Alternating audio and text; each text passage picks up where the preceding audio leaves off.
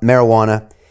The advocates said for many decades that it was good for sleeping, for decreasing tension, for relaxing, for stretching the body. CBD had all these benefits, and then it was starting to be legalized in all these states, and now it's recreational. And I have people that visit New York City, and they say you can't walk down the block without seeing it, smelling it, having it sold to you.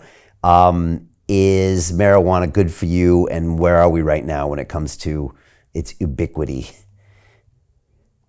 Well, it's everywhere, and I'm not a fan, and I never have been.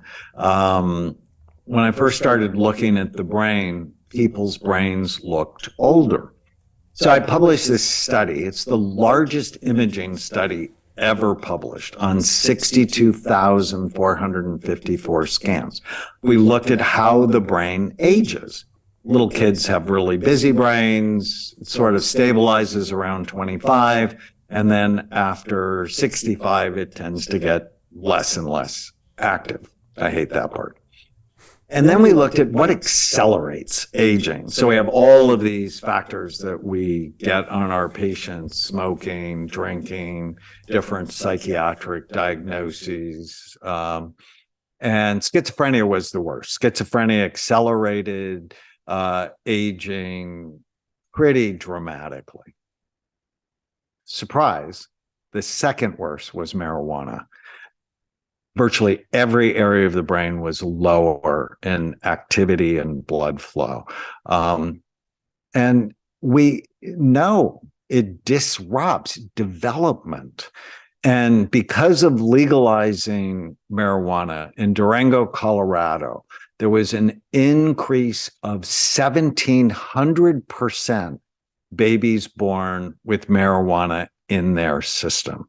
And we know it disrupts myelinization. So myelinization is a very important process that happens in the brain. When we're born, we don't have much myelin in our brain, but myelin is a white fatty substance that wraps neurons. And so it wraps, insulates neurons, brain cells, and makes them faster and more efficient. And when we're born, we don't have much myelin. Around 2 months, the back part of our brain becomes myelinated and we begin to see better, which is why when you smile at a newborn, they don't smile back. But when you smile at a 2-month-old baby, they smile back at you. Well, myelinization goes from the back and slowly comes forward, and the front part of your brain myelinates when you're about 25. So you're really not an adult when you're 18, right? Those of us who remember when we were 18 or have 18-year-old children, we know they're sort of baby adults. So take a 15-year-old, make them believe doing marijuana is fun, it's cool, it's innocuous. What you're doing is you're taking their brain that is under construction and you're throwing poison in it. It's a bad idea. We want to do everything we can to enhance development, not damage it. And so prematurely aging, as I mentioned before, teenagers who use, increased risk of anxiety, depression, and suicide in their 20s. It's a shit show. And brand new study out just a couple of weeks ago, they looked at smokers versus, so cigarette smoking versus marijuana smoking. Lung damage was worse in marijuana smokers. So, wow, because that's the other thing. And then you add vaping to it, nicotine. Well, that's now more addictive. And it's hard to go places where you don't see people vaping. I don't know if that's true in the UK, but it's certainly true here in the United States. Yeah, and so you don't like vaping because you get even more intense chemicals, and nicotine's even more addictive, and other things go in those vape liquids. And nicotine and caffeine and marijuana all decrease blood flow to the brain. Like I talk about brain envy. You want to have brain envy. You want to have blood flow envy. And when people, sort of a fun fact for me, people who get on our brain health program, their sex lives get better, because if you have blood flow problems anywhere, they're everywhere. And so I don't know if you know, but 40% of 40-year-olds have erectile dysfunction.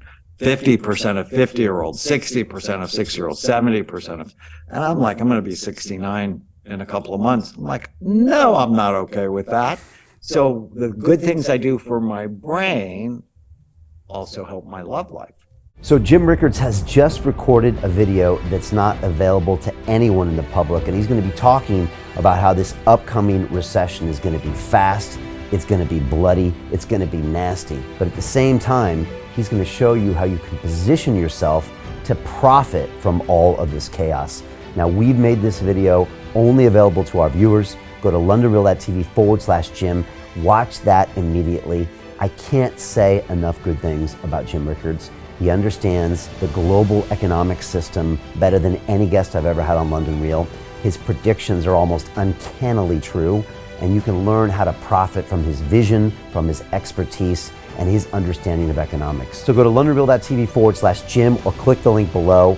It's an excellent, excellent look on what's going to happen in the future and how you can position yourself to profit from that.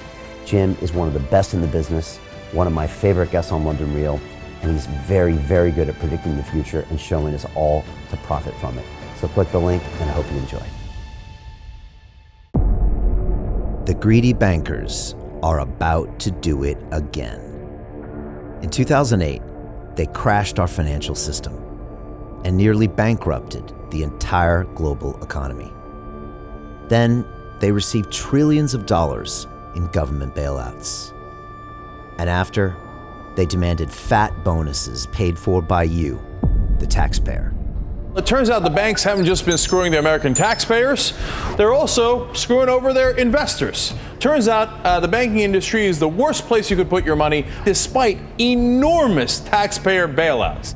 Now the bankers are back to take away your financial freedom. They lie and tell you that cryptocurrency isn't safe. They try to make it illegal for you to choose how to invest your hard-earned money. They lie and say cryptocurrency is used by money launderers and criminals. But look at the record. It's the banks themselves that launder hundreds of billions of dollars every year to the biggest criminal operations in the world. Leaked documents have revealed how some UK banks have helped criminals, money launderers and Russians under sanctions. American authorities discovered that the Sinaloa cartel moved $881 million through HSBC accounts as bank officials turned a blind eye to the illegality. The bankers lie and say cryptocurrency is not a real investment. Meanwhile, the smartest CEOs in the world are buying billions and billions of it. The truth is that banks lie about cryptocurrency because it makes them scared.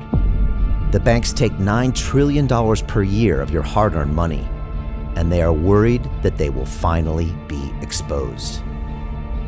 They're scared because crypto means they can no longer control your money, which means they can no longer control you. They are scared because you might actually understand your money and intelligently decide what to do with it. Now is the time for us to come together, fight back, and take control. It's time to educate ourselves, our families, and our communities. Because financial education means financial freedom. We know that cryptocurrencies will help us build the new decentralized financial system of the future. A banking system that is of the people, by the people, and for the people. A banking system where access to finance is a fundamental human right. A banking system that is free and fair and welcomes all humans on this earth. The DeFi revolution is happening. We, the people, can no longer be fooled. We choose to take control of our finances. We choose to take control of our freedom. We choose to take control of our future. Join us, and let's take back our financial freedom forever.